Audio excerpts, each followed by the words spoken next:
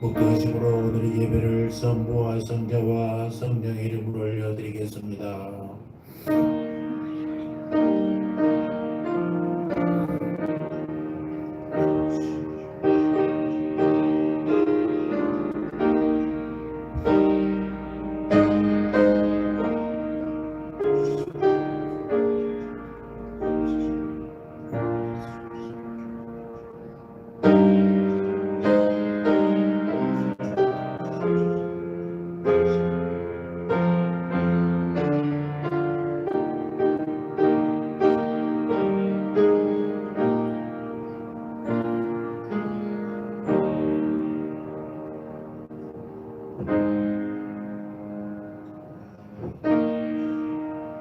기쁨으로 여호와를 섬기며 노래하면서 그 앞에 나아갈지어다.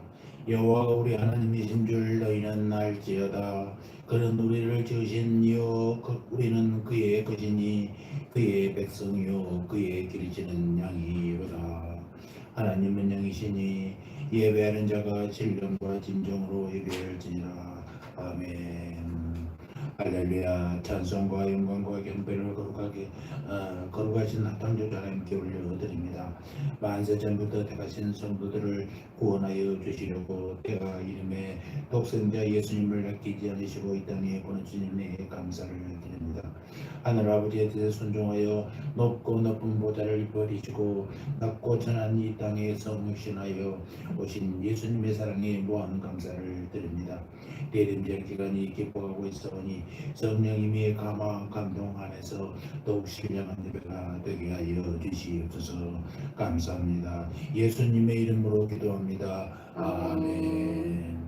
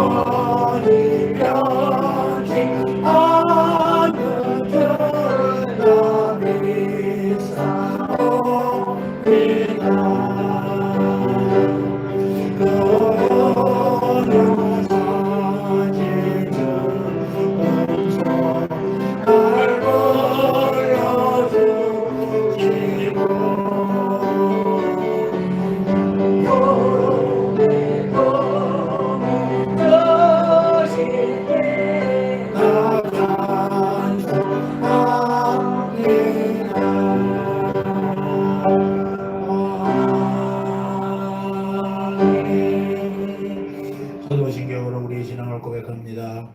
전능하사 천지를 만드신 하나님 아버지를 내가 믿사오며 그 외아들 우리 주 예수 그리스도를 믿사오니 이는 성령으로 잉태하사 동정녀 마리아에게 나시고 본디오 빌라도에게 고난을 받으사 십자가에 못 박혀 죽으시고 장사한 지 사흘 만에 죽은 자 가운데서 다시 살아나시며 하늘에 오르사 전능하신 하나님 우편에 앉아 계시다가 저리로서 산자와 종들을 심판하러 오시리라.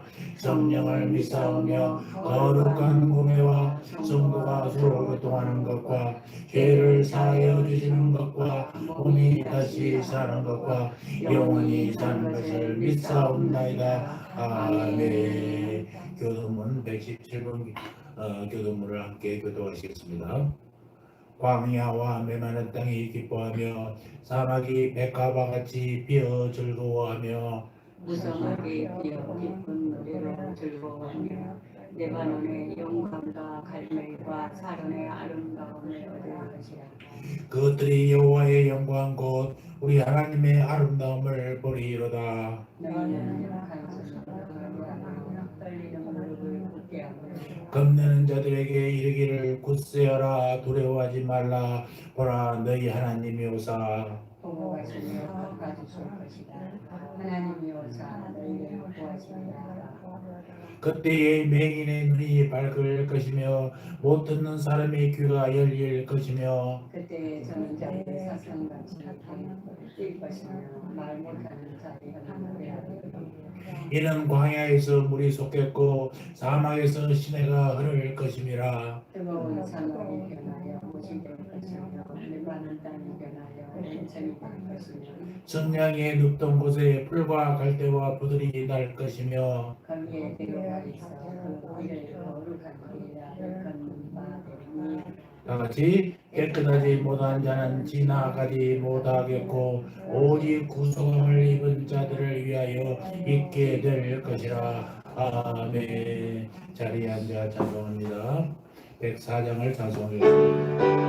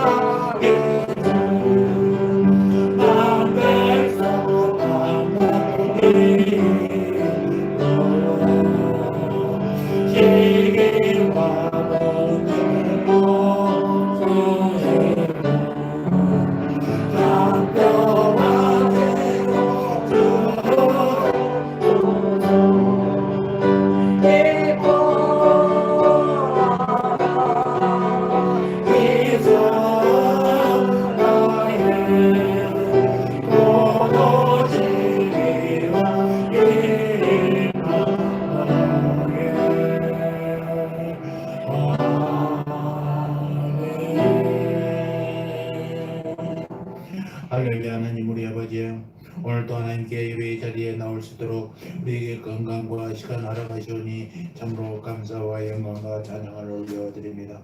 우리 아버지 하나님께서 독생자 예수님을 이 땅에 보내셔서 죄인된 저희들과 임마누엘로 함께 하심으로 죄와 사망의 권세에서 구원해 주신 은혜를 생각할 때 진심으로 감사를 드립니다. 내림절 셋째 주일을 맞이하여 말씀이 육신이 되어진 예수님을 사모하고 기다립니다. 주 예수님 우리들의 마음의 보좌에 가정에 직장에 그리고 교회에 성령으로 임하여 주시옵소서. 마라나타 주 예수여 오시옵소서. 사랑의 공성하신 하나님 우리는 주님께로부터 하나뿐인 독생자의 생명까지 받은 사랑을 받았으면서도 그 사랑을 감사하지 못하고 이웃들에게 나누지 못하고 살았음을 자백합니다. 사람들의 말에는 신경을 곤두세우면서도 우리 하나님의 말씀에는 귀를 막고 못 들은 채 살았던 허물을 용서하여 주시옵소서. 이웃들로부터 칭찬받고 대접받기는 좋았지만 배려하며 섬기는 데는 게을렸던 죄를 회개합니다. 십자가에서 흘리신 예수님의 보혈로 우리의 죄를 말끔하게 덮어 주시옵소서. 또한 주님 오시기를 기다리는 대림절 기간에는 저희의 기도가 바꾸어지기를 원합니다. 나의 일상의 필요를 위해서 습관처럼 반복했던 기도를 멈추고 하나님의 약속을 믿으며 메시아를 고대하고 침묵했던 믿음의 선진들을 본받기를 원합니다. 예수님을 닮아가는 작은 예수가 되기를 갈망합니다. 하나님의 뜻이 하늘에서와 같이 이 땅에서도 이루어짐을 간절히 구하기를 소망합니다. 말씀으로 천지를 창조하신 하나님 우리 아버지, 우리나라와 이 민족을 위하여 기도합니다. 이 민족이 지금 심히 어려움에 처했습니다. 한 민족 한 핏줄로 만년을 살아온 민족이 남북으로 분단되고 동서로 나눠지고 진보와 보수로 분열되어 심하게 다투고 있습니다. 이웃을 내 몸같이 사랑하는 하나님의 말씀을 순종하여 사랑으로 하나 되게 하여 주시옵소서. 이 나라를 이끌어가는 위정자들이 불꽃 같은 눈으로 감찰하신 여호와를 두려워하게 하여 주시옵소서. 위정자들에게 하나님을 아는 지혜를 더하셔서 이 민족을 잘 이끌고 잘 섬기게 하옵소서. 정치가 안정되어 서로를 바탕으로 하여 나라의 평화를 도모하는 넓은 마음도 주시옵소서. 경제가 안정되고 성장해서 백성들의 살림살이가 나아지고 일자리가 많이 생기도록 복을 내려 주시기를 간절히 원합니다. 남북한이 그리스도 안에서 평화롭게 공존하여 이 땅의 전쟁의 공포가 사라지게 하여 주시옵소서. 그래 세계 구석구석에 선교사들을 파송하여 우리 주님의 피 묻은 복음을 날리자는 선교 대국이 되기에 부족함이 없도록 주여 채워주시옵소서. 하나님의 나라가 확장하는데 우리 민족이 귀히 쓰임받게 하여 주시옵소서. 아버지 하나님, 우리 아버지여, 이곳에 주님의 몸된 교회가 세워져서 복음을 전하여 죽어가는 영혼들을 구원하게 하심을 감사합니다. 우리 교회의 성령이 충만하게 기름 부어 주시어서 진리의 말씀으로 어두운 세상의 빛과 소금의 역할을 다 감당하게 하여 주시옵소서. 그래서 2023년에는 성령들을 믿고 성령들을 하여 구원의 축복을 받는 성도들을 다 되게 축복하여 주시옵소서. 특별히 이번 대림절 기간에는 이 땅의 구원자라신 주 예수 그리스도의 마음을 품고 기도의 시간을 갖게 하여 주시기를 원합니다. 죄인을 구원하시기 위해서 하나님의 사랑과 섭리를 깊이 묵상하며 그 사랑의 깊이를 가슴 깊이 감사하게 하여 주시옵소서. 정단의 주이신 오직 예수님만이 길이요 진리요 생명이심을 믿습니다. 수고하고 무거운 짐진 자들이 우리 교회를 통하여 힘을 얻게 해 주시옵시고 영생을 주시는 그리스도를 만나는 복된 구원의 방주가 되게 하여 주시옵소서. 이제는 귀한 사역을 잘 감당할 수 있도록 주의 일에 동참하는 착하고 충성된 성도들을 또 보내주시옵소서. 우리 성도들의 삶이 현장에 갑절의 복을 주시어서 더 크게 성장하여 영혼 구원하는 데 귀한 물질을 풍성히 드릴 수 있는 은혜를 주시옵소서. 우리 성도들의 가정마다 날마다 아버지 하나님께서 찬송하고 기도하고 말씀이 선포되는 가정재단을 쌓으므로 아브라함의 복을 받는 가정들이 되게 하여 주시옵소서. 건강회복 돌아와여 주시옵소서. 하나님의 말씀이 선포될 때에 우리 모두 성령의 감동을 따라 아멘으로 화답하게 하여 주시옵소서. 육신이 병든 자는 고침을 받고 갈급한 자에게는 시원한 생수를 채워주게 하시고 피곤한 자는 새 힘을 얻게 하여 주시옵소서. 마치는 시간까지 주님 홀로 영광 받아 주시옵소서. 감사합니다. 예수님의 이름으로 기도합니다. 아멘.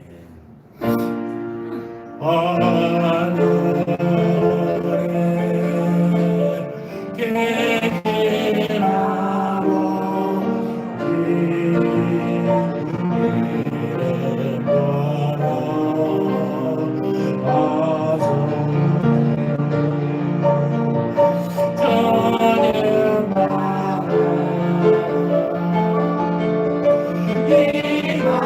이마지고 그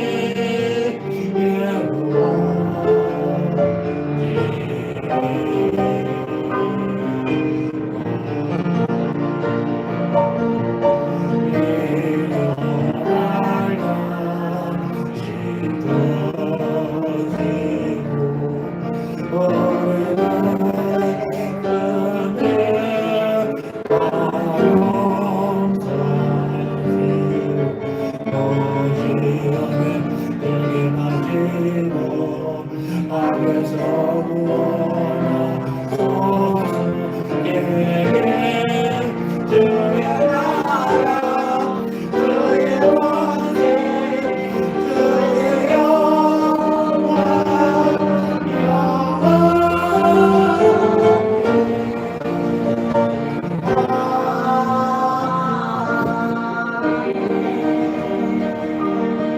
아멘. 나의 하나님 나에서서 주께 드리는 예물을 저희 모두 감사로 주께 드리는 아멘.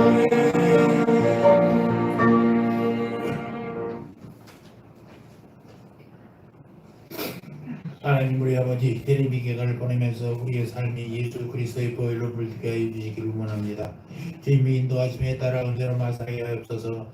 시작의 삶의 시작과 끝이 주님의 손길이 있고 우리의 생사고락이 주님께서 오니 주여 우리를 인도하여 주시옵소서. 우리 마음에 사랑을 부어주사 주님의 사랑 안에서 남는 삶을 살게 하여 주시옵소서. 우리의 삶을 인도하시고 주님의 뜻대로 이끌어 주시기를 기도합니다. 저희에게 맡겨진 사명 믿음으로 감당하게 하옵소서. 이 시간 빈손으로 나오지 아니하고 주님께 예물을 드립니다. 드린 손길 기억하사 복에 복이 더하게 하시고 이 예물이 쓰이는 곳마다 하나님 나라가 이루어지게 하여 주시옵소서. 언제 어디서나 복음을 전하는 삶을 살아 열매 맺게 하옵시고 언제 어디서나 찬양하는 삶을 살아 열매 맺게 하옵시며 언제 어디서나 기도하는 삶을 살아 열매 맺게 하옵소서. 믿음의 행진을 통하여 우리의 삶이 항상 예수 그리스도의 향기를 나타나게 하여 주시옵소서. 감사합니다. 예수님의 이름으로 기도합니다. 아멘. 안내주십시오. 감사합니다. 오늘도 건강한 모습으로 함께 예배드리는 감사합니다. 박두기 집사님은 수술이 무사히 잘 끝나가지고 입원하지 않고 바로 병원 와서 집에 계시는 중입니다. 완쾌 될 수 있고 다시는 병원 가지 않도록 여러분 기도해 주시고 예배 끝나면 제가 신방을 할까 할 텐데 다시는 아픔이 없게 해주시기를 여러분 함께 기도하시고 우리 성도들 아픈 성도들도 모두가 하나님의 은혜로 깨끗이 낫는 축복이 일어나게 하여 이를 감사합니다. 25일은 성탄절인데요. 성탄절의 주일이에요. 그렇죠. 예배가 한번 줄어들긴 했습니다만 주일날은 새벽에 예배 드리고 11시 예배를 드리도록 하겠습니다. 그리고 부활절과 성탄절만 새벽 예배를 드리고 나머지는 새벽 기도는 자유스럽게 와서 기도하는데요. 꼭 성탄절날 기억하시고 함께 예배 드리게 되기를 기도합니다. 또 지방에서 영상으로 예배드리는 성도들에게도 동일한 은혜가 함께 있기를 주의 이름으로 축원합니다. 오늘도 우리 함께 식사하면서 사랑의 교제를 나누겠습니다. 자, 오늘의 말씀은 미가서 5장 2절의 말씀과 마태복음 2장 1절로 6절까지의 말씀을 보겠습니다.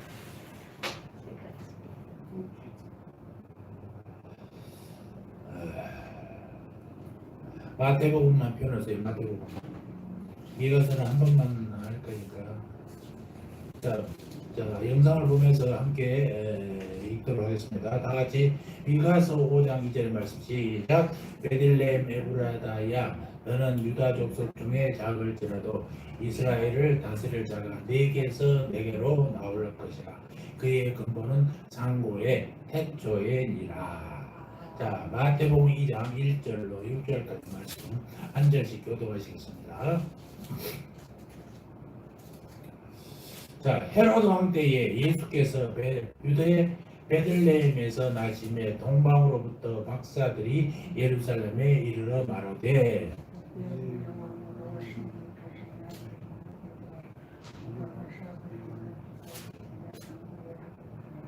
헤로드 왕과 온 예루살렘이 듣고 소동한지라. 왕이 모든 제사장과 백성의 서기관들을 모아 그리스도가 어디서 나겠느니 가로되 유대의 베들레헴이오니 이는 선지자로 이렇게 기록된 바 또 유대 땅 베들레헴아 너는 유대 고을 중에 가장 작지 아니하도다. 내게서 한 다스리는 자가 나와서 내 백성 이스라엘의 목자가 되리라 하였음이니라. 아멘. 오늘은 본문의 말씀을 중심으로 초림과 재림 사이의 베들레헴 신앙이라는 제목으로, 제목이 좀 어렵죠. 초림과 재림 사이의 베들레헴 신앙 이라는 제목으로 말씀 묵상해 보도록 하겠습니다. 교회에 가면 이 대림절은 언제 나오냐? 추수감사절이 지나면 바로 그 다음 날부터 이제 대림절이에요. 감사절 지난 후에 예수님의 탄생을 기다리는 대림절이 시작된다라는 거예요. 강림절을 하고 대림절을 합니다. 저번에 한번 소개에 설명했죠. 하나님께서 하나님이 내려오신 것을 기다리는 절기 대림절, 강림 내려오신다 해서 강림절 그렇게 얘기합니다. 오늘은 셋째 주 대림절 셋째 주인데요. 예수님이 육신을 입고 이 땅에 오신 것이야말로 인류 최대의 사건이 아닐 수 없어요. 하나님이신 예수님이 하늘 보좌를 버리고 이 땅에 오셔서 이 땅에 있는 사람들과 똑같은 삶을 사시면서 우리들의 죄의 제물이 되신 이 사건은 정말 인류 최대의 사건인 것입니다. 구약 시대의 선지자를 통하여 메시아가 탄생하실 장소로 예언된 곳은 유대 땅 베들레헴이었어요. 우리가 미가서 5장 2절을 읽었죠. 같이 한번 읽어볼까요? 베들레헴 에브라다야 너는 유다족 소중에 작을지라도 이스라엘을 다스릴 자가 내게서 내게로 나올 것이라. 그의 근본은 상고의 영원에 있느니라. 그분이 어디 원래 하늘 보좌에 계신 분이에요. 근데 그분이 이 땅에 내려오신 분이다라는 것입니다. 그러니까 이 말은 미가 선지자가 예수님이 탄생하기 700년 전에 예언한 거예요. 대단하잖아요. 700년 전이면 이주시대 한때가 없어진 그런 2주 500년이라고 하는데 그거 훨씬 더 긴 시간을 전에 얘기한 거 아니겠습니까? 700년 전에 선지자 미가가 예언한 그대로 하나님의 아들이고 본체이신 메시아 그리스도는 때가 참에 마침내 베들레헴의 아비로 탄생했어요. 그 아기의 이름을 천사가 요셉에게 현명한 대로 예수라 불렀더라 이 것입니다. 원래 성전진 도시가 당연히 예수님을 모셔야겠죠. 그런데 그 당시 예루살렘은 타락의 극치를 달리고 있었어요. 결코 이곳에서는 하나님의 아들이신 예수 그리스도가 탄생할 수 없을 정도로 타락한 도시였다는 것입니다. 그래서 초림 예수님은 태어나실 장소로 어디를 택했느냐? 작은 마을 베들레헴을 택하셨어요. 왜 예수님이 베들레헴에서 탄생하셨을까? 오늘 말씀을 통해서 베들레헴의 의미를 한번 알아보도록 하겠습니다. 특히 성경에 강조하는 초림의 베들레헴 신앙과 종말의 베들레헴 교회의 신앙을 살펴보면서 우리에게 주시는 주님의 음성을 듣는 시간이 되기를 주의 이름으로 축원합니다. 초림의 베들레헴의 의미는 어떤 것이냐? 먼저 마태복음 2장 1절 우리가 함께 봤죠? 다 같이 한번 볼까요? 헤로드 왕 때에 예수께서 유대 베들레헴에서 나심에. 예수님 어디에서 태어나세요? 유대 베들레헴. 예수님이 탄생하신 베들레헴 어떤 곳이냐? 지도 볼까요? 지도에 보면은 이게 여러분 지도를 보시 이 위가 갈릴리 바다고 요단강이 흘리죠. 여기가 사해예요. 죽음의 바다. 사해 동쪽에 예루살렘이 있습니다. 이 예루살렘의 밑에 베들레헴이 조그맣게 보이는데 예루살렘 밑에 베들레헴 여기가 한 7km 떨어져요. 7km만 먼 곳은 아닙니다. 지금 우리 저기 교회에서 송파 경찰서가 한 2km, 잠실까지가 한 4km 정도 돼요. 근데 잠실을 왔다 갔다 하는 그 거리밖에 안 되는 것입니다. 그 정도밖에 안 됐죠. 아마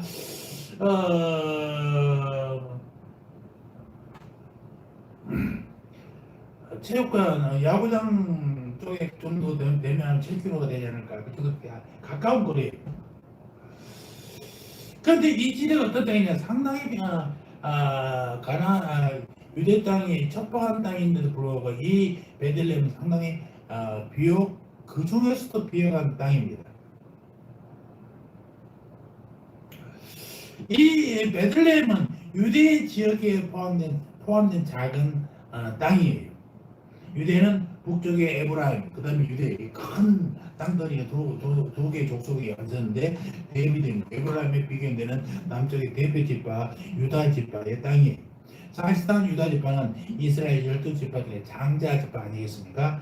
베들레헴은 유대 땅에 포함된 촌락이란 말입니다. 예루살렘 남쪽 7km쯤에 있는 유대의 작은 비옥한 지대의 하나예요. 감람유와 곡식이 아주 풍성한 곳이요. 그렇기 때문에 그 집이 베들레헴 떡집이라고 합니다.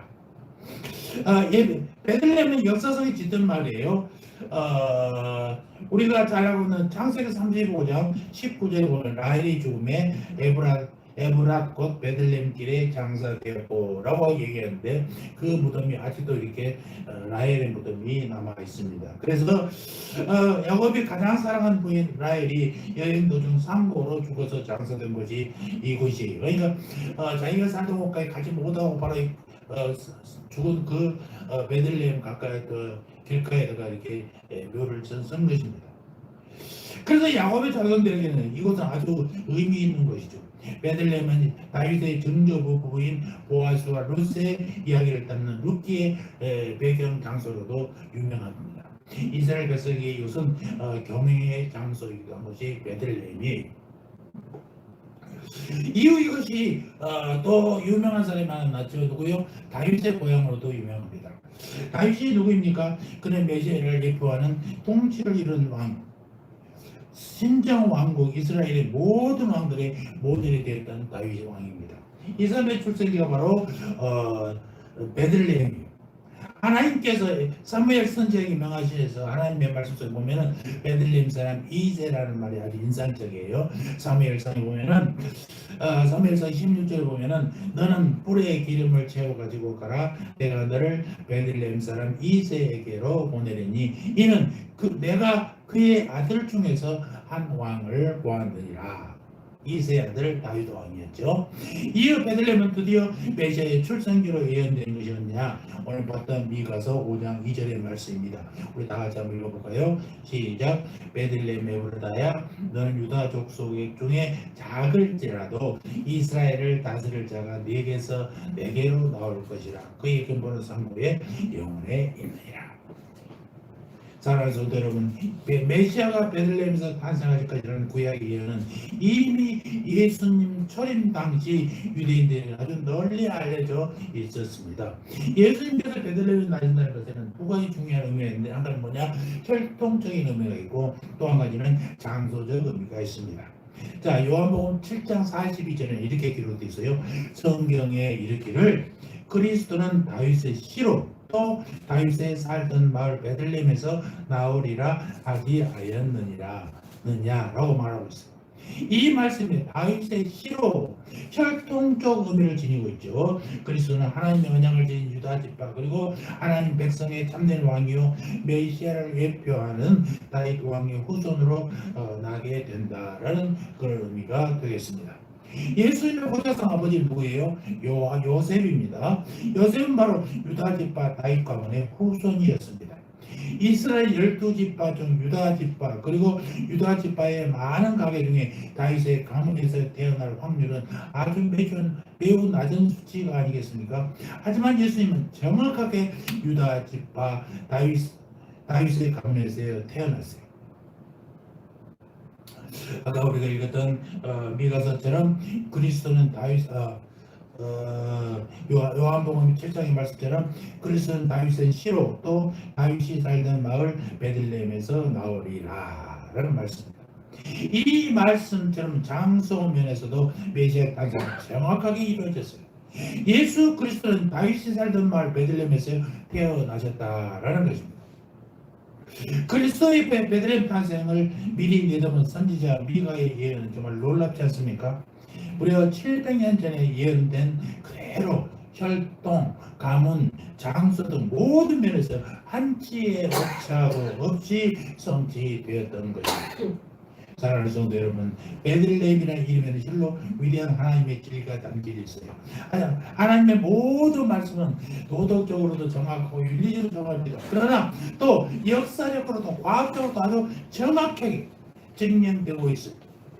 우리는 메시아 탄생에는 위대한 역사 속에서 성경 예언의 정확성을 깨닫고 하나님께 감사와 찬송을 드릴 뿐인 것입니다. 또한 그 하나님은 우리 성도들에게 성경 말씀을 정확하게 또 철저하게 따르고 그대로 순종할 것을 기대하시고 명령하셨습니다. 하나님의 독생자께서는 예언을 이루고자 예언을 이루시고자 베들레헴이라는 초라한 곳에 자원하여 오신 분이에요. 그뿐 아닙니다. 유대 땅 베들레헴에는 깊은 영적 의미가 심어져 있는데 베들레헴 이 집이라는 의미의 베트와 떡이라는 의미의 레헴이 이렇게 베들레헴 이렇게 포인트에서 그러니까 떡집이죠. 여기서 떡은 말씀과 관련이 있습니다. 요한복음 6장 35절 보면은 예수께서 이르시되 나는 생명의 떡이니 내게 오는 자는 결코 줄이지 아니할 것이요 나를 믿는 자는 영원히 목마르지 아니하리라. 떡집이라는 의미의 땅 베들레헴에서 생명이 되신 예수님이 오셔서 내게 오는 자는 결코 줄이지 않게 하시라고 말씀합니다. 이 베들레헴이라는 것이 바로 예수님 복음이 참되게 선포되는 참교회와 비교됩니다. 사랑하는 성도 여러분들, 예수님을 예언대로 유대 땅 베들레헴에 오셨습니다. 영적으로 베들레헴은 예수님의 복음이 선포되는 참교회를 뜻합니다. 그리고 그러한 참교회 가운데 예수님이 임하신다는 말씀입니다. 예수님은 초림 때 감남류와 보리가 풍성한 곳, 하나님의 축복이 풍성하게 임하시는 떡집 베들레헴에 오셨어요. 이는 우리 시대에도 예수님의 복음이 온전히 풍성하게 선포되는 참교회 가운데 예수님이 임하심을 알게 하는 사건입니다.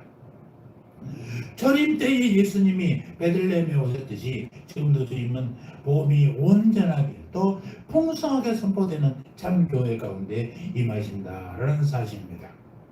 두 번째, 종말의 베들레헴은 해 입은 여자를 볼까요? 계시록 12장 1절을 한번 찾아보겠습니다. 자, 제가 한번 읽겠습니다. 하늘에 큰 이적이 보이니 해를 옷 입은 한 여자가 있는데 그 발 아래에는 달이 있고 머리에는 12별의 관을 썼더라. 초림 때 떡집의 베들레헴에 예수님이 임하셨다면 재림 때는 어디에 임하실까? 결론적으로 말한다면 예수님은 본절에 소개된 해를 옷 입은 여자, 즉 종말 때의 참교회에 오신다라는 것입니다. 해를 옷 입은 여자, 여기서 해는 재림 예수를 뜻하는 것이죠. 해를 옷 입었다라는 것은 재림의 신앙으로 확실하게 보장되었다라는 뜻을 포함합니다. 그리고 그 발 아래에는 달이 있다는 것은 달을 발로 밟았다라는 말인데 이는 세상을 이긴 교회의 모습이기도 하는 것입니다. 아울러 12별의 관을 썼다고 했는데 별은 주의 종을 가리키죠. 따라서 이것은 주의 종의 말씀 선포에 순종한 교회를 뜻하기도 합니다. 이러한 교회가 바로 종말 때의 베들레헴 교회인 것이죠. 사랑하는 성도 여러분, 재림 때의 베들레헴의 모습을 자세히 살펴봅시다. 구약 룻기에 보면요, 재림에 대한 뚜렷한 계시를 발견할 수 있는데 나오미 가족이 베들레헴을 떠나서 모압 지방에 옮겨가 살았습니다. 그런데 그때 어땠습니까? 흉년이 들었어요. 거기서 남편도 잃고 두 아들이 모두 죽었는데 이 같은 나오미의 가족을 비건 그들이 베들레헴에 떠나는 곳으로 시작됐지 않습니까? 베들레헴을 떠나서 가는 곳으로부터 시작됐어요. 베들레헴을 떠나면 이렇게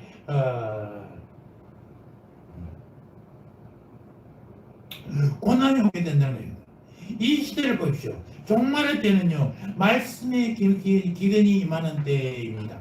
강단에 선포되는 말씀은 홍수처럼 쏟아지고 있습니다만은 예수님의 참 진리보다는 도덕적으로 윤리적으로 인본적인 설교가 훨씬 더 많은 기복적인 설교 또 다원적인 철학적인 설교 등이 범람하고 있는 이런 시대가 되는 것입니다. 아모스 8장의 말씀 보면은 보라 날이 이를지라 내가 기근을 땅에 보내리니 양식이 없어 주림이 아니며 물이 없어 가람이 아니요 여호와의 말씀을 듣지 못한 기갈이라 사람이 그 바다에서 저 바다까지 북쪽에서 동쪽까지 비틀거리며 여호와의 말씀을 구하려고 돌아다녀도 얻지 못하리니 그날에 아름다운 처녀와 젊은 남자가 다 갈아여 쓰러지리라. 그러므로 이러한 때 가장 중요한 것은요 참 교회와 참 목자를 선택하는 것입니다. 지금 얼마나 많은 방송마다 틀기만 하면요 설교를 들을 수 있습니다.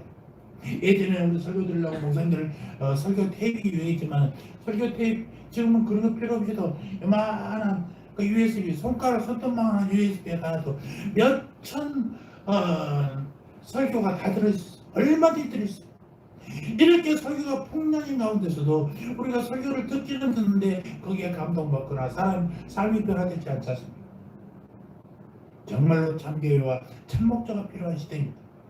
거짓 목자를 만나면요 참된 말씀을 들을 수 없어요. 거짓 목자는 참떡이신 예수님과 무관한 설교를 하게 되고 교인들은 영적으로 줄여 죽게 된다는 말입니다. 거짓 목자들은요 계시록 9장에서 묘사한 황충 그 메뚜기와 흡사해요. 계시록의 황충은 추수 전에 꿀과 곡식을 해야 하고 못쓰게 합니다. 이 종말 때에 어수선한 때에 재림 심판의 전에 정말 말씀과 알고 성도들을 해하고 못쓰게 하는 존재들이 뭐예요? 황충과 같은 존재들인 것입니다.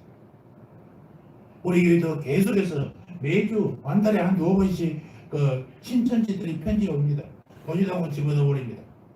내가 병원에 있을 때도 뭐 노란 봉투를 집어넣었다고 해서 제가 그런 거 필요 없습니다. 우리 교회는 예수님만 전하는 교회입니다. 한마디 해서 해놨습니다만 끊임없이 공격하고 있어요.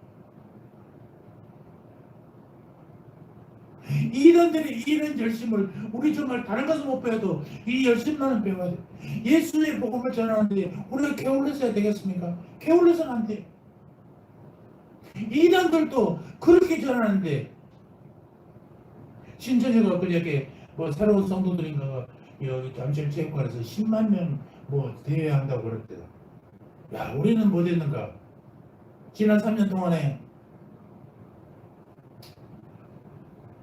모두가 뭐 종교단체 뭐 기독교뿐만 아니라 어느 단체든지 전부 다 좀 조심하고 방역 때문에 조심했는데 그 10만 명 하루아침에 됐겠어요? 그 와중에도 얼마나 전도를 했으면 10만 명이 저기 잠실체육관에서 행사를 하겠어요. 그걸 보면서 많이 반성했어요. 그들의 그 열심만큼은 우리가 정말 배워야 되지 않겠는가. 그들의 이론이나 그들의 내용은 전혀 배울 것이 없지만 그들의 열심, 그들이 믿고 있는 신천지라는 그 아무것도 구원에 대상도 안 되는 그걸 향해서도 그렇게 하는데 우리는 뭐 있는가 생각을 하면서 목사님들 몇 분 중에 친구 목사님들과 함께 정말 고민하면서 기도했던 적이 있습니다.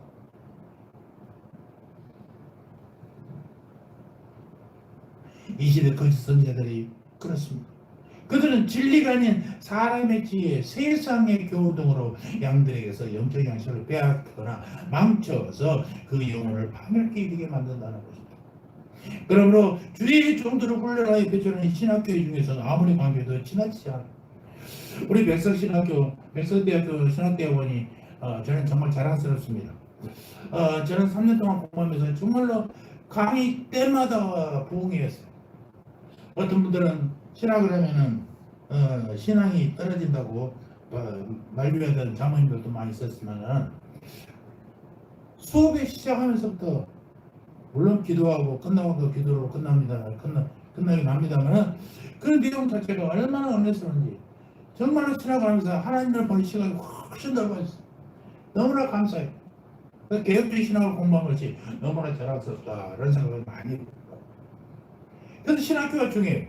제대로 된 신학교가 갖춰져 기본 신앙, 기초 학문, 이 준비된 학문이 필요하고 또 그걸 가르치는 교수진들이 필요해요. 우리나라에서는 대학 중에서 신학대학 중에서 신학교도 제일 많은 것이 백석 대학교이기도 해요.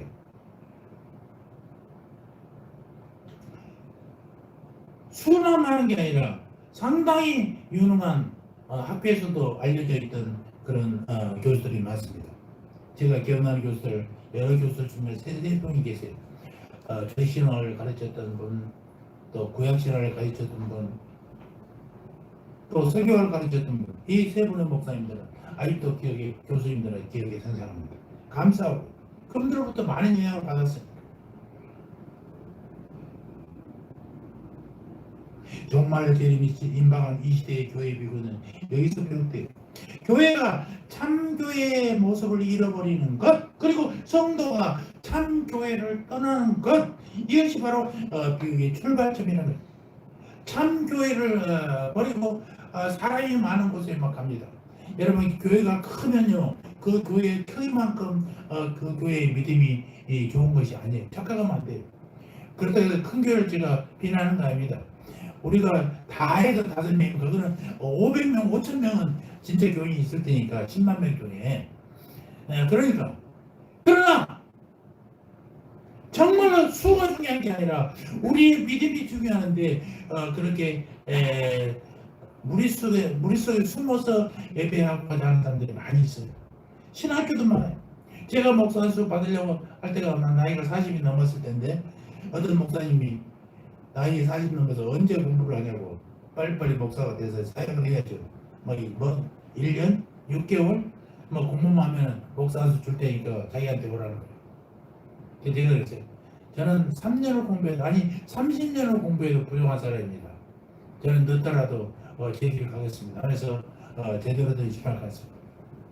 우리나라에 정규 신학교가 22개 정규 신학대학원이, 근데 거기서 배출하는 이론보다 더 많은 것이 비인간 신학교에서 신학교라는 데서 배출하는 있는데 1년 공부하고 목사수 주고 400만 원 주면 목사수 주고 너무나 흔해. 그런 사람들이 목사라고. 제 친구 중에서도 같이 신대원 들어갔다가 빨리 목사 되겠다고 신대원을 그만두고 다른 신학교로 가서 1년 만에 목사수 받았어요. 뭘로 그래야 되겠더니 목사랑 안수를 받아야 축도를 하니까 축도를 해야 성도들이 좋아합니다. 그래서 나갔어요. 내가 졸업하고 부교육절에 있을 때 저한테 연락이 왔어요. 전도사님, 우리 교회에서 수요일에 설교 좀 해줘. 왜? 나 설교 자료가 떨어졌대. 세상에 설교 자료가 떨어졌다는 게 말이 되겠어요? 나는 얘기했으니 66권 성경에 보면 설교할 거리가 얼마나 많은데 평생을 해도 못하는, 또 같은 본문이라도 보는 각도에 따라서 달라지는데 설교할 거리가 없어서 나보고 설교를 대신해야 된다고? 목사 안수를 받는 게 중요한 게 아니라니까요. 제대로 신앙을 갖추는 게 중요해요. 그래서 참교회를 저는 타가는 거예요. 우리 문집사님 교회 좀 오셔갖고 저기 여호와는 나의 목자시니 여호와를 보고 내가 잘못했다고 여호와의 증인이라고 막 그러셔갖고 그래도 바른 교회를 찾으려고 하시는 거 있잖아요. 얼마나 좋아요. 그래서 여호와는 나의 목자시니 저기 여호와는 그런 여호와가 아니라 하나님 이름이 여호와입니다. 나가 목사지만은 내 이름은 누구예요? 김용호듯이 하나님 이름이 여호와입니다. 설명을 해서 이해하고 괜찮습니다만 저런 분 같은 분들은 괜찮아요. 그런데 자기도 모르게 빠져가고 다시는 어디 못하도록 묶어버리는 그런 이단들이 얼마나 많은지 모릅니다. 여러분, 그런 데 빠지면 안 됩니다. 그리고 예언하고 한다고 점쟁이처럼 하는 목사들 얼마나 많습니까? 그래서 돈 받고 그런 걸로 먹고 살아가는 목사들 시세가 얼마나 많은지 모릅니다. 제가 존경하는 목사님, 그 부흥사 그 코스도 제가 마쳤습니다만, 사모님도 마쳤습니다만, 같이 마쳤는데 저희들은요 부흥회까지는 안 하지만은 그런 교육을 다 받았습니다. 그래서 거기서 가장 중요한 건 뭔지 아십니까? 하나님의 말씀에 그 말씀의 능력을 받았으면 이거를 다른 데 가서 돈 받으면서 해서는 안 된다는 거예요.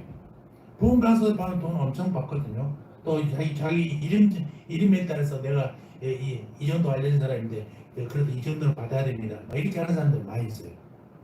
그래서 거기서는 절대 그렇지 않습니다. 네가 아무리 유명해도, 아무리 큰 교회 가서 작은 교회 가서 부흥회를 해도 돈을 받지만, 돈 받으면 바로 그 자리에서 부흥사 자격 박탈해버려요. 하나님의 것을 우리가 돈 주고 배웠어요. 공짜로 배웠잖아요. 하나님의 말씀을 돈 주고 배운 거 아니에요. 누구든지 공짜로 배워. 근데 그것을 돈 받고 팔아? 말도 안 되는 거예요. 그러면서 작은 교회를 유지하려고 택시 운전을 하면서 어떻게 월세를 내면서 교회를 유지하려고 하는 목사들에게 목사가 택시 운전한다고 요거 손가락질해요? 교수로 보험 강사로 돈 버는 것은 괜찮고 교회를 유지하려고 택시 운전해서 하는 교회 목사님들에게 손가락질 한다고요? 말도 안 되는 소리. 그런 사람들은 정말 다 참 목자가 아니에요.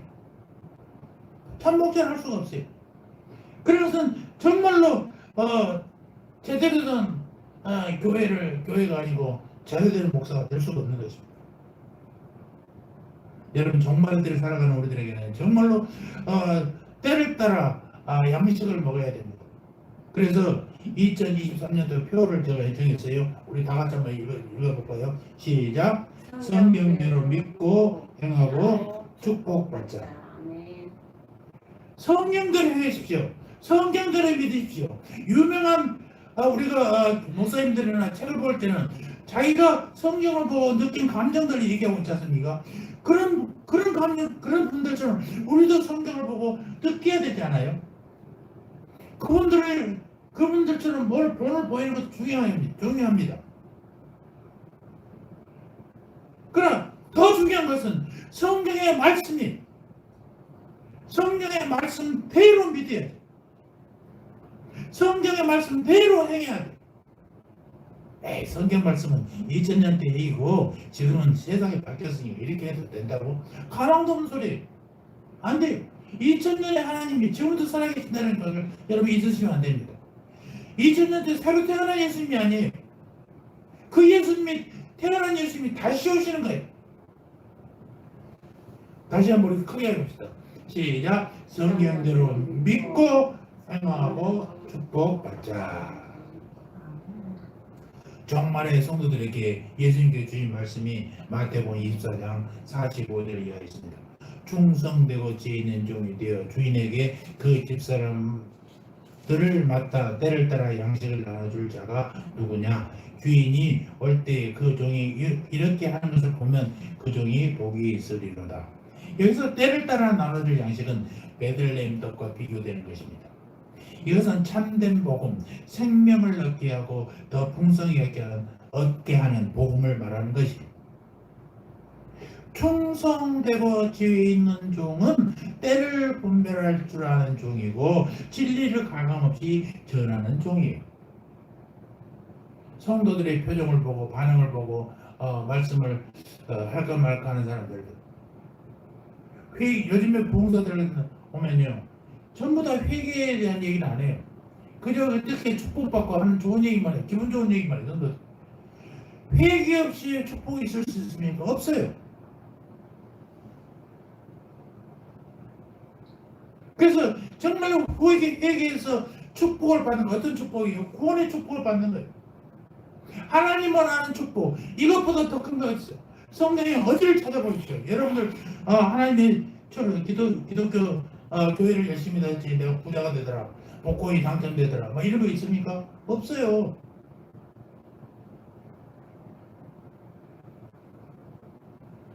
야곱의 아들 에서와 요셉 둘이 축복을 받을 때 가짜로 요셉이 이제 털을 달고 고기 맛있는 열매해서 아버지에게 이삭에 가서 이제 축복을 받지 않습니까? 그때 뭐라고 축복합니까? 그래 내 대상 네가 다 가져라. 그런 축복했습니까? 나의 하나님, 아브라함의 하나님이 너의 하나님이다. 이런 축복이에요. 하나님을 아는 것만큼 큰 축복이 없어요.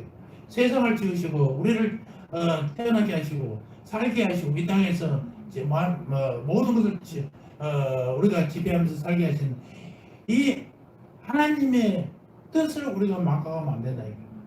제가 창세기 1장을 늘 얘기합니다. 여러분 창세기 1장 1절을 안 보신 분 없어요.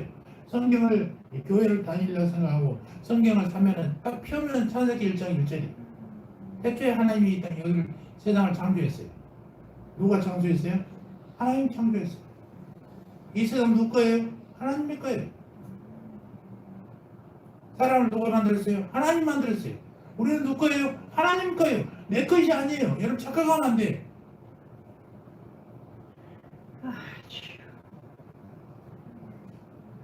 정말에 주의 종들이 때를 따라 나누는 양식을 얻느냐? 재림의 복음, 계시록의 복음, 말씀, 하나님이 다시 오신다는 이 다시 오실 예수님에 대한 이 복음이 전해지는 것이어야 된다는 거죠. 복음은 원래 하나죠. 복음은 구약 시대에 전해졌고 신약 시대에도 전해졌어요. 재림 직전에도 전해질 것입니다. 한 가지 복음, 그러나 그 형태는 복음의 형태들은 다를 수가 있어요.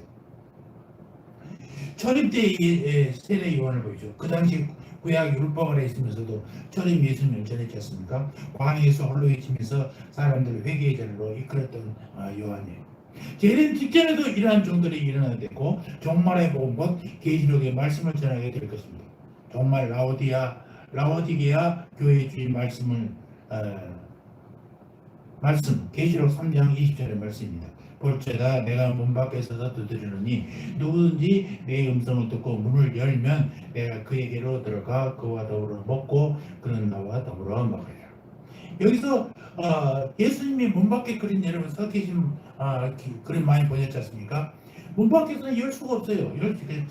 이게 없으니까 문고리가 없으니까 안에서 똑똑 두드리면 소리를 듣고 예수님이 오셨구나 문을 열어야 돼.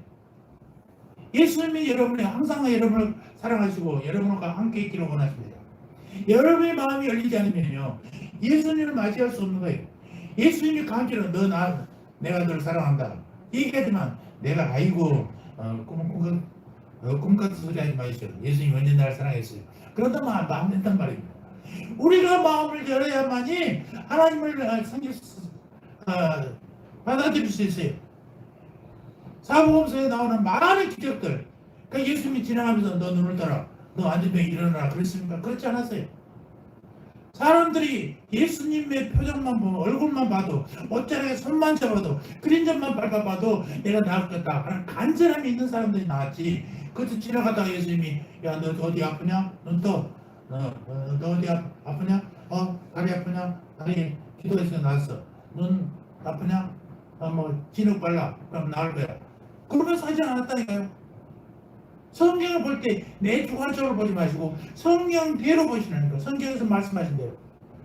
내가 생각하고 스스로 생각이나 하나님, 그 하나님대로 성경을 읽으면요 착각 잘못해요. 무조건 예수님은 기도하면 다 들어준다. 아니요, 기도하면 다 들어주는 게 아니에요. 여러분들이 원한다고 다 들어줄게. 하나님의 뜻에 맞아야 들어주는 거예요.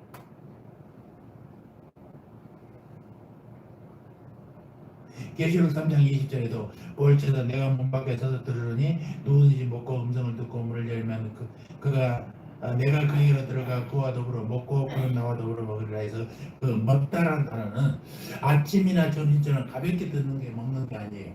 이 먹다라는 것은 저녁 만찬을 나눈다는 뜻이에요.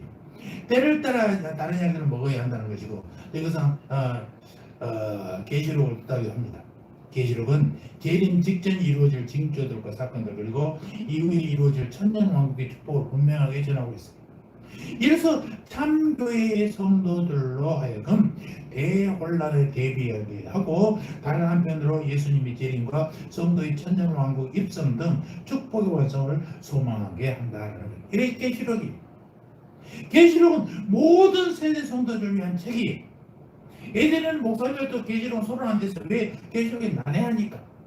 그러나 난해해서 하나님이 뚜껑을 열어줘야 한다라고 하면서 계시록 설교도 안 했는데 계시록은 그런 것이 아니에요. 복음이 우리가 이해할 수 없으면 그건 복음이 아니지 않았어요. 얼마든지 할 수 있어요. 내가 아는 것까지만 하면 돼요. 알지도 못한 것까지 넘겨 짚어서 하는 건 아니고. 그래서 모든 성도들 계시록도 읽어야 되고 계시록 설교도 능히 해야 되는 것입니다.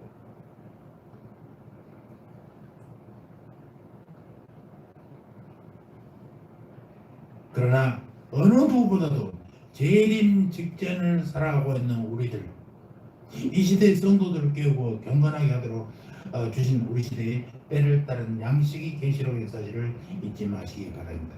이것이 바로 베들레헴의 양식이 계시록의 말씀은 우리 시대의 참 떡이란 말입니다. 이 시대의 교회는 이 시대의 베들레헴 떡인 계시록을 전해야 하고 성도들을 재림신학으로 철저히 무장시켜야 됩니다. 이러한 교회가 되어야 나를 발로 밟는 해 입은 여자처럼 세상을 이기는 교회의 모습을 가질 수가 있는 것입니다. 자, 그렇다면 우리 시대의 베들레헴 교회의 신앙은 어떤 것이냐? 자, 마태복음 2장 6절을 다 같이 볼까요? 마태복음 2장 6절 시작. 유대의 땅 베들레헴아 너는 유대의 고을 중에서 가장 작지 아니하다. 내게서 한 다스린 자가 나와서 내 백성 이스라엘의 목자가 되리라. 베들레헴은 유대 땅에서 가장 작은 곳이에요. 그런데 거기서 누가 태어나요? 예수님이 탄생해요. 그러니까 그것이 작은 곳이 아니라는 거지. 여러분, 학교는요, 학교가 사람을 만듭니까? 아니요, 사람이 학교를 만드는 거예요. 학교의 졸업생들이 유명해지면 그 학교가 유명해지는 거예요. 그 학교만 나오면 다 유명해지는 게 아니에요. 신학교도 어떤 신학교를 나와야 좋은 목사가 되느냐? 그게 아니라 좋은 목사가 많이 나오는 것이 좋은 신학교예요. 제가 신학교를 고민하면서 그때 수술을 크게 했었는데 가슴을 이만큼 찢으면서 심장에 혹을 제거하는 그런 수술했을 때 수술로 가기 전에 교보문고에서 책을 한 권 사가지고 세브란스에 입원했습니다. 그게 수술을 하기 하루 전에 밤에 다 읽었어요. 내가 원하는 교회. 유명한 사람이 쓴 것도 아니에요. 그분이 쓴 교회. 자기는 이런 교회, 그러니까 이제까지 자기가 여러 교회를 다니면서 이런 교회였으면 하는 바람으로 썼던 교회예요. 거기에 그런 내용이 있어요.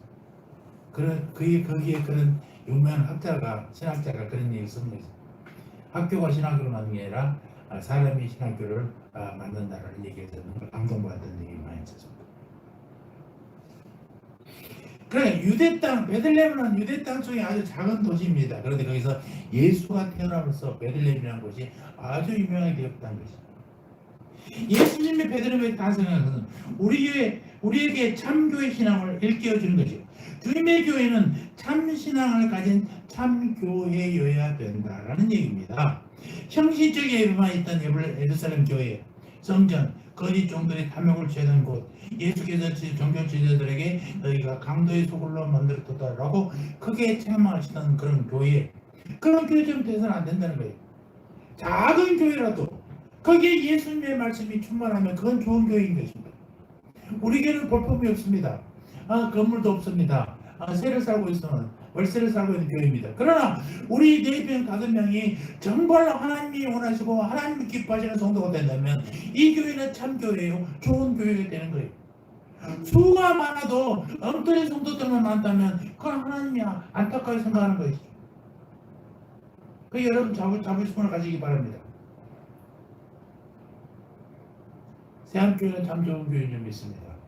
참 하나님의 말씀만 전해주는 것인 줄 믿습니다. 그 말씀을 듣고 믿음이 성장한 여러분들도 참 좋은 성도인 것을 믿습니다. 참교회는 어떤 것이에요? 성경에 마태복음 16장 18절에 이하에 보니까 또한 내가 네게 이르노니 너는 베드로라 내가 이 반석 위에 내 교회를 세우리니 음부의 교회가 이기지 못하리라. 내가 천국 열쇠를 내게 주리니 내가 땅에서 무엇인지 매면 하늘에서 맬 것이요 내가 땅에서 무엇인지 풀면 하늘에서도 풀리리라.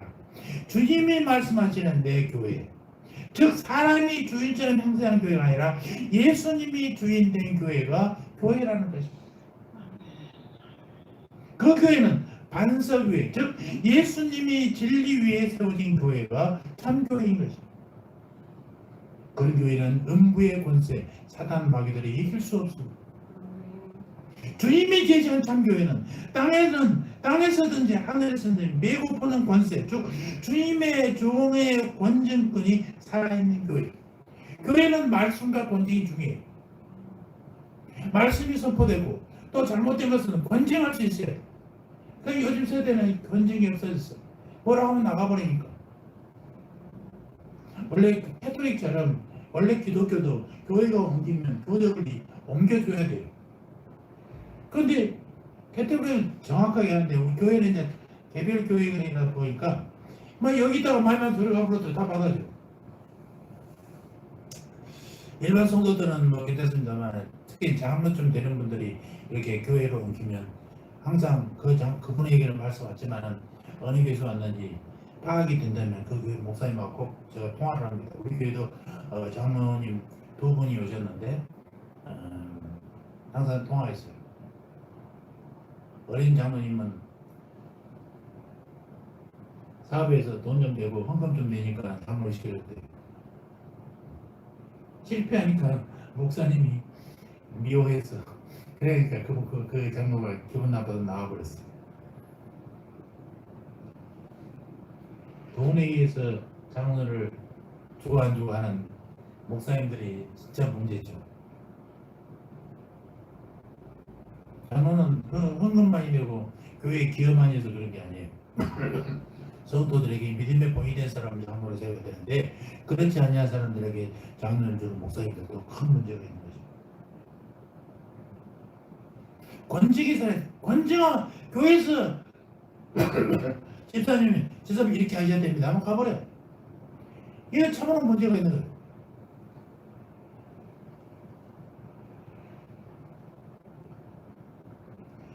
이 말씀 이상의 참교회는 없습니다. 여러분 말씀보다 더 중요한 참교회는 없어요. 말씀이 선포되는 교회. 우리 시대 베들레헴 교회는 반석 같은 예수님의 진리의 말씀이 위에 세워진 교회. 음부의 권세를 이기면서 주의 영역 권진권이 살아 역사하는 교회여야 된다는 것입니다. 우리 모두는 우리 교회를 끝까지 전국 역사를 붙들고 전국으로 인도하는 교회가 되어야 됩니다. 이것은 목사님 내가 해야 될 일이지만 잘못해서 그걸 지적하고 고치도록 하고 있는 목사님의 말씀에 여러분들은 귀를 기울이고 회개하고 돌아오는 그런 바른 자세가 되어야만이 내 신앙이 온전히 되는 것입니다. 잘못을 감추고 다른 것들은 아무것도 나갈 수가 없어요. 예수 나는 모르고 목사는 속일 수 있어도 하나님은 속일 수가 없어. 참 종들과 참 성도들은 이러한 때 교회와 하나님 나라를 위해서 정말로 기도하고 말씀으로 살아야 됩니다. 박해를 비겁하게 피해서도 안 되는 거예요. 그들은 교회를 위해서 죽음까지도 불사하는 사람들이 있지 않습니까? 사도 바울은 이렇게 고백했어요. 고린도전서 1장 나는 이제 너희를 위하여 받는 괴로움을 기뻐하고 그리스도의 남은 고난을 그의 몸된 교회를 위하여 내 육체에 재우노라. 성도들에게 받는 고난도 그들이 기뻐한다고 그랬어요. 바울 사도가 이처럼 충성하는 이유는 뭐겠습니까? 그것은 그리스도께서 인류를 위해서 낳고 초월한 이 땅에 오셔서 고난을 받으시고 죽으셨기 때문에. 누구를 위해 죽었어요? 우리를 위해서. 아니 나를 위해 죽었지 않습니까? 우리는 이 은혜에 감사해야 돼요. 감격하기에 바울처럼 고난도 기꺼이 받을 줄 알아야 된다라는 말씀입니다. 그리고 이렇게 교회를 위해서 고난도 자원하여 받는 이들을 위해서 하나님은 상을 예비하시고 넘치도록 풍성한 복을 채워주시는 줄 믿습니다. 사랑하는 성도 여러분들, 생명이 된 예수님은 초림 때 떡집인 베들레헴에 오셨습니다. 이 땅에서의 주님의 전생에는 주님을 따르는 모든 이들에게 생명의 말씀이 되셨어요. 부활승천하신 예수님은 지금 성령으로 말미암아 참교회인 베들레헴 교회에 내주하십니다. 그 교회를 통해서 우리에게 말씀의 떡을 먹힌단 말입니다. 주님의 떡을 먹는 자는 영원히 줄이지 않을 것입니다. 분명히 주님께서 약속했어요. 여러분 예수님 주시는 떡을 받아먹는 성도가 되시기를 바랍니다. 아멘. 주님의 생명 양식을 여러분의 영혼의 입으로 활짝 벌려서 마음껏 섭취하시기를 바랍니다. 그러기 위해서 신령과 진정으로 예배하는 참교회 안에 늘 머물러야 되고 성령님의 역사가 풍성히 넘치는 교회, 표적과 기사가 계속되는 교회, 생명의 떡이신 예수님의 말씀이 공급되는 교회 안에 거해야 된다라는 것입니다. 아름답고 큰 교회만이 아니라 말씀이 살아서 움직이는 교회가 여러분을 살리는 교회입니다. 그리고 교회의 멤버들 우리는 우리 교회를 더욱더 주님 원하시는 참된 교회도록 만드는 것, 이거 누가 힘써야 됩니까? 내가 힘써야 돼. 우리가 힘써야 돼. 사도행전이 보여주는 그 교회, 종말의 해를 옷 입은 여자 재림대의 베들레헴 교회, 바로 우리 세안교회에서 마지막 때까지 교회를 중심해서 신앙생활을 하고 교회의 끝까지 머물면서 주님이 보장하신 보호를 받는 성도 여러분들 되시기를 주의 이름으로 축원합니다. 아멘. 할렐루야. 하나님 우리 아버지, 우리에게 참 좋은 교회를 주시고 부끄럽지 않는 목사님과 아름다운 신앙을 가진 성도들이 함께 기도하며 예배하는 새한교회를 주신 것 감사합니다. 마지막 시대에 오실 예수 그리스도를 기다리는 새함의 성도들 되게 하시고 종말이 오더라도 주님과 함께하는 신앙을 갖고 이겨 나가게 하여 주시옵소서. 말씀으로 단단해지기 원합니다. 성령으로 승리하게 하옵소서. 이웃과 사랑을 나누며 복음 전하는 전도자를 살게 하여 주시옵소서. 주님 어서 오시옵소서. 감사합니다. 예수님의 이름으로 기도합니다. 아멘.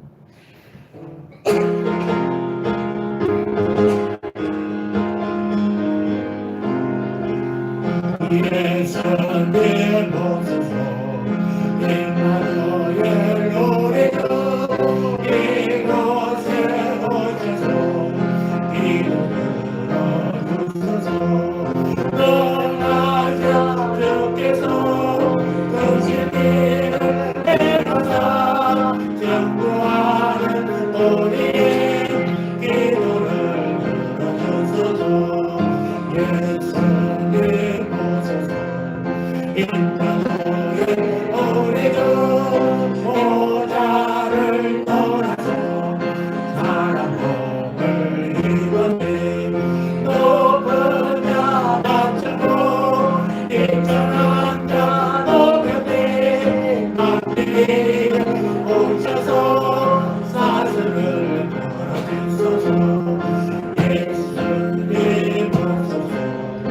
임마누엘 우리도 세상에 조림자 버리고 역부자를 고쳤네. 전함함께 넓어서 이 세계를 가게 하소서. 아멘.